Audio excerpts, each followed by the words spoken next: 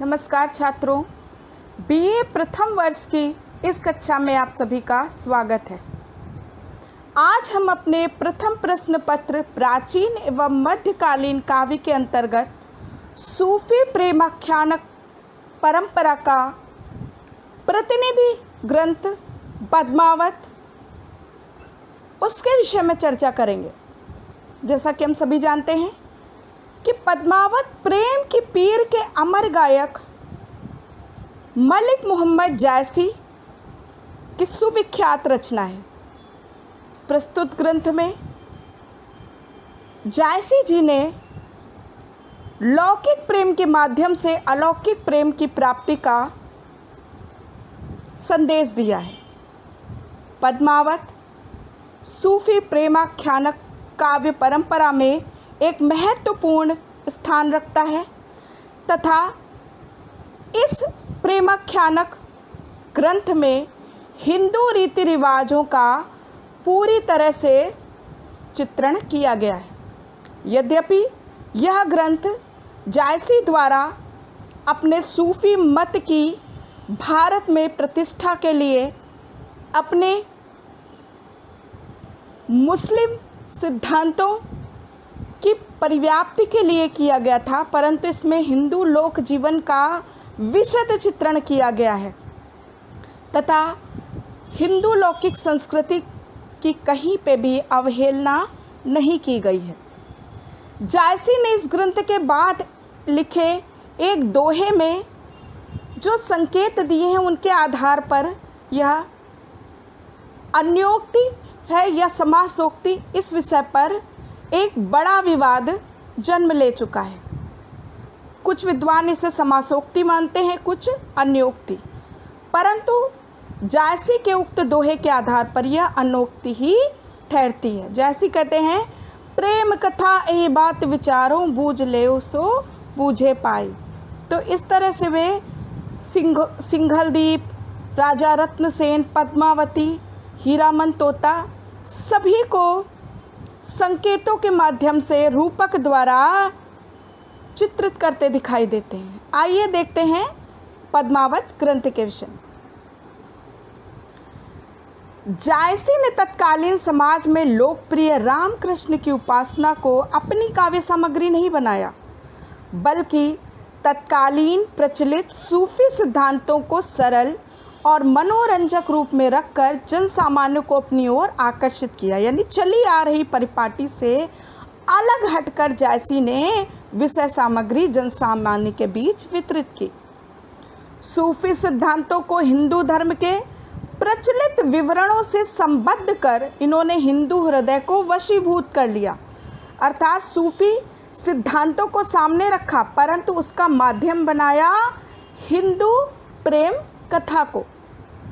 पद्मावत का महत्व उसके उपलब्ध सुरक्षित रूप में है। फारसी लिपि में लिखी जाने के कारण यह ग्रंथ अपने शुद्ध मूल रूप में सुरक्षित रह पाया है कि आगे आने वाले परवर्ती हिंदू कथाकार इसके रूप में कुछ परिवर्तन नहीं कर पाए, प्रक्षिप्त अंश नहीं जोड़ पाए हैं। इसमें तत्कालीन बोलचाल की अवधी भाषा का प्रयोग हुआ है। जायसी कृत पद्मावत एक अत्यंत लोकप्रिय काव्य है। इसकी कथा अन्य प्रेम कथाओं की भांति प्रेम की अनुभूतियों से पूर्ण दिखाई देती है। वर्णन, विस्तार एवं भाव व्यंजना की दृष्टि से यदि हम देखें तो भी जायसी का पद्मावत अत्यंत उत्कृष्ट कोटि का काव्य बनकर सामने आता है। पद्मावत की काव्य शैली में प्रौढ़ता है। इसमें ध्वनि प्रतीकात्मकता एवं अलंकारों का प्रयोग बड़े ही चातुर्य से किया गया है। इसकी भाषा अवधी है तथा दोहा चौपाई छंदों का प्रयोग हुआ है, जिसे कड़वक पद्धति कहा जाता है। पद्मावत का घटना प्रवाह यदि हम देखें तो यह निर्बाध रूप से चलता जाता है। जायसी ने प्रेम की पीर को लोक में स्थायित्व प्रदान करने के लिए ही पद्मावत की रचना की थी कि उनका उद्देश्य अपने सूफी मार्ग के प्रेम प्रधान सिद्धांतों को जन सामान्य के बीच प्रचलित करना था, उसे महत्ता दिलाना था। इसकी कथा में कल्पना बाहुल्य एवं ऐतिहासिकता की झलक मिलती है, अर्थात इसका पूर्वार्ध कल्पित है तथा उत्तरार्ध इतिहास सम्मत प्रतीत होता है। कथा के इतिवृत्तात्मक अंश भी जायसी की काव्य प्रतिभा से चमत्कृत हो उठे हैं। आधिकारिक तथा प्रासंगिक कथाओं की एक तानता के परिणाम स्वरूप प्रबंधात्मकता में शिथिलता नहीं आने पाई है। घटना विस्तार में मार्मिक स्थल की पहचान जायसी ने यथास्थान की है। अब देखते हैं पद्मावत की भाव संपदा के विषय में। जायसी ने पद्मावत में षड ऋतु वर्णन के अंतर्गत पद्मावती तथा रत्नसेन के मिलन का वर्णन किया है।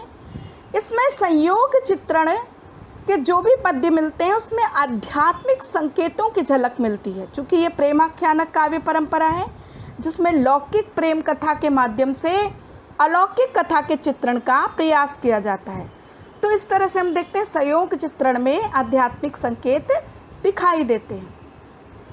पद्मावती का चित्रण एक सामान्य गृहिणी के रूप में भारतीय आदर्शों के पूर्णता अनुकूल निरूपित है कि जो अपने पति के साथ दाम्पत्य जीवन में प्रवेश लेती है तथा पति की मृत्यु के पश्चात स्वयं को जौहर की अग्नि में प्रज्वलित कर देती है।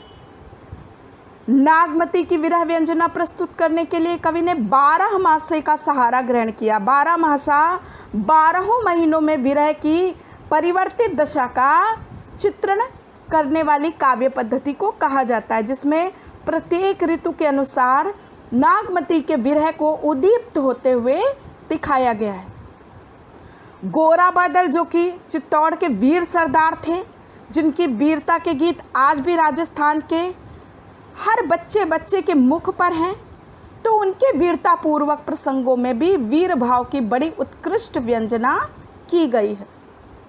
पद्मावत का कथानायक रत्नसेन साहसी, सहिष्णु तथा प्रेम मार्ग का धीर पथिक है।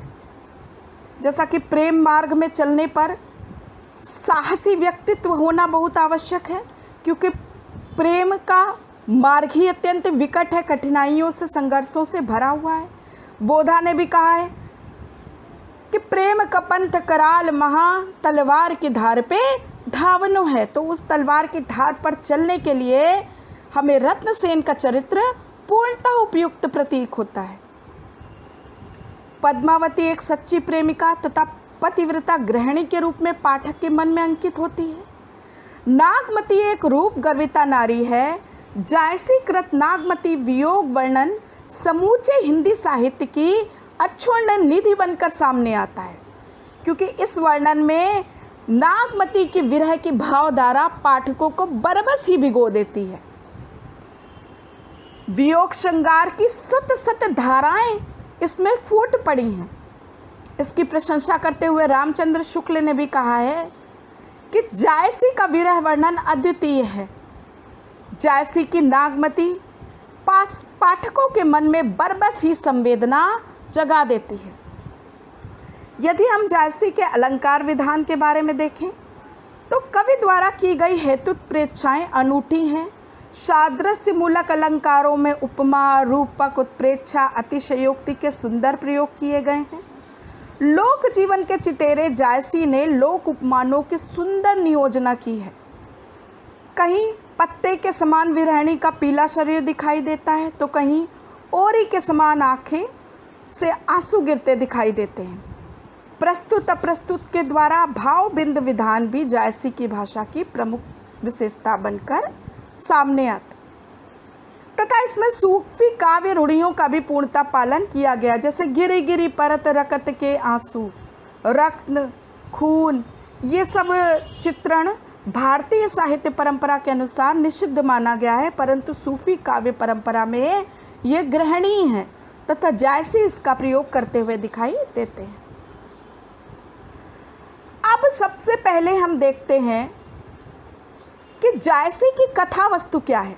जैसा कि हम सभी जानते हैं कि जायसी सूफी कवियों में सर्वप्रमुख हैं तथा उनके द्वारा रचित पद्मावत ग्रंथ भी सूफी काव्यधारा का सर्वश्रेष्ठ ग्रंथ माना जाता है।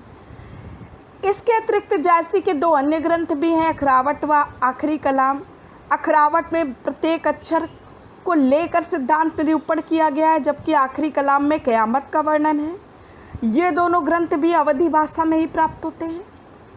तो सबसे पहले हम देखते हैं कि पद्मावत की कथा वस्तु क्या है। तो पद्मावत में चित्तौड़ के राजा रत्नसेन तथा सिंघलदीप की राजकन्या पद्मावती के प्रेम कथा के लौकिक व्यंजना को अलौकिक आधार पर प्रस्तुत किया गया है। इसमें रत्नसेन को जीवात्मा का प्रतीक बताया गया है तथा पद्मावती को परमात्मा का प्रतीक बना करके सुंदर व्यंजना की गई है। कथानक आरंभ होता है कि चित्तौड़ के राजा रत्नसेन को हीरामन तोते के द्वारा नागमती का रूप वर्णन प्राप्त होता है और वह मूर्छित हो जाता है। तंद्रा टूटने के तुरंत बाद ही वो पद्मावती की खोज में निकल जाता है तथा पद्मावती को ढूंढते ढूंढते अनेक बाधाओं का सामना करते करते वह सिंघलदीप पहुंच जाता है। वहां पहुंचकर पद्मावती से उसकी भेंट होती है तथा राजा को किसी तरह प्रसन्न करके वह पद्मावती से विवाह कर लेता है। चित्तौड़ वापस आकर वह पद्मावती के साथ अपना वैवाहिक जीवन प्रारंभ करता है।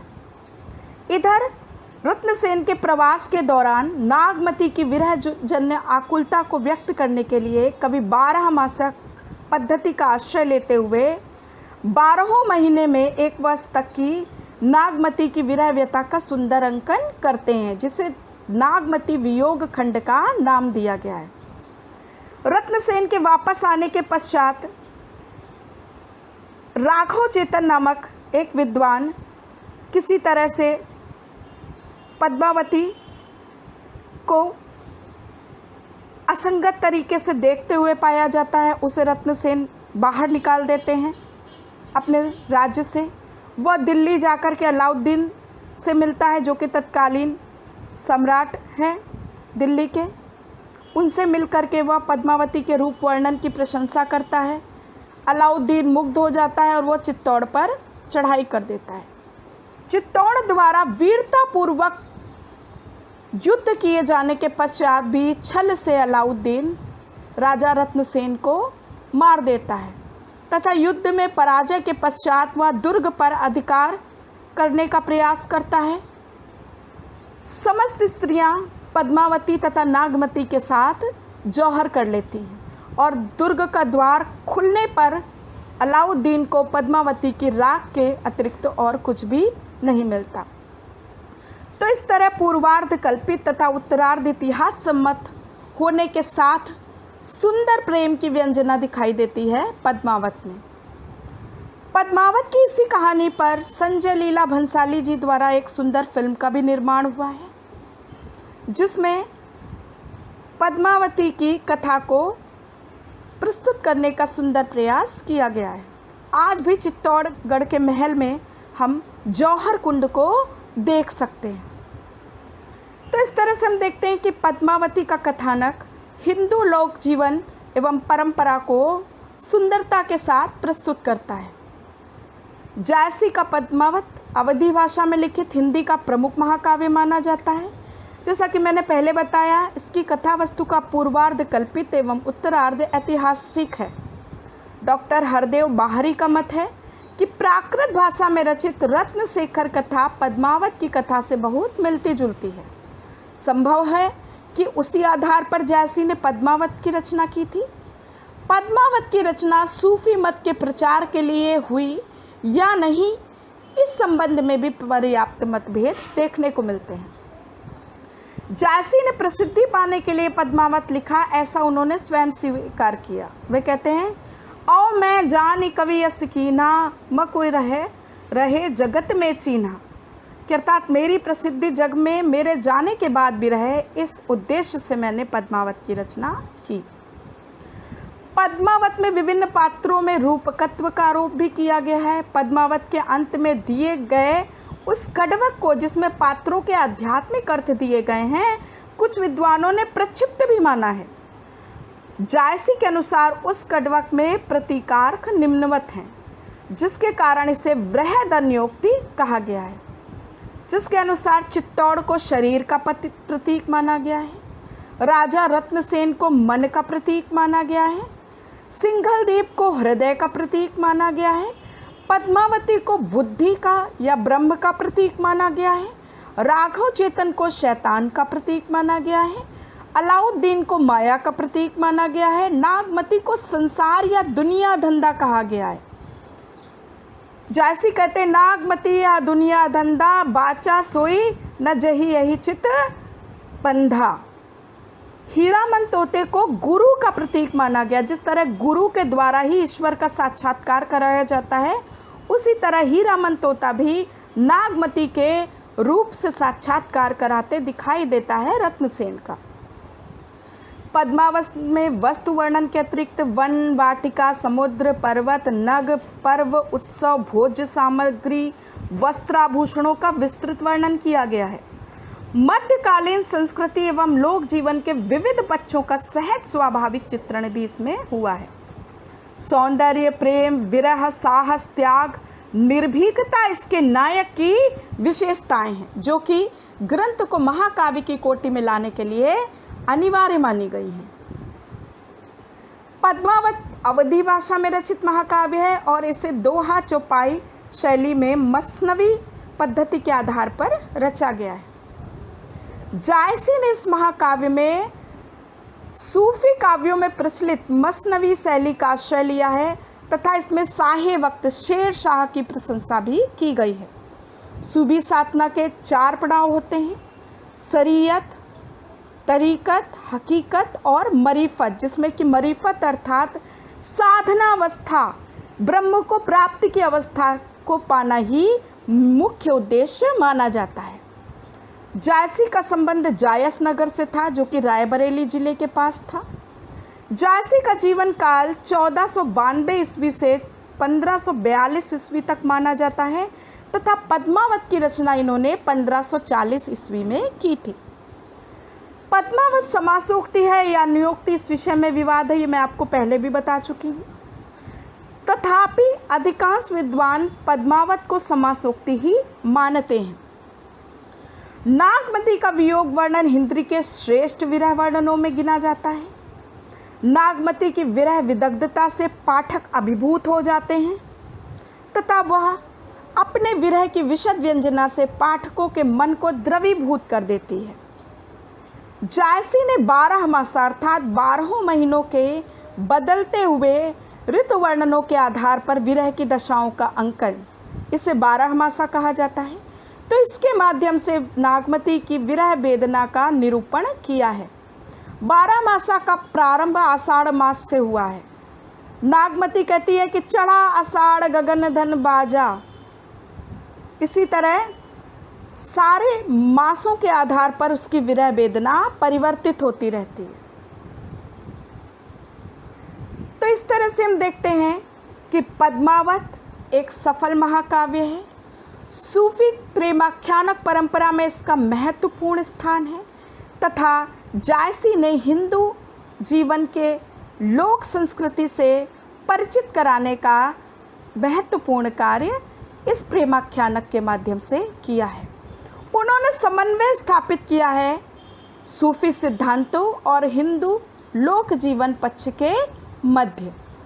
जायसी प्रेमाख्यानक परंपरा में विशिष्ट स्थान रखते हैं तथा उनका ग्रंथ पद्मावत भी युगों युगों तक अपनी उत्तम एवं आदर्श भावधारा हेतु याद किया जाता रहेगा। धन्यवाद।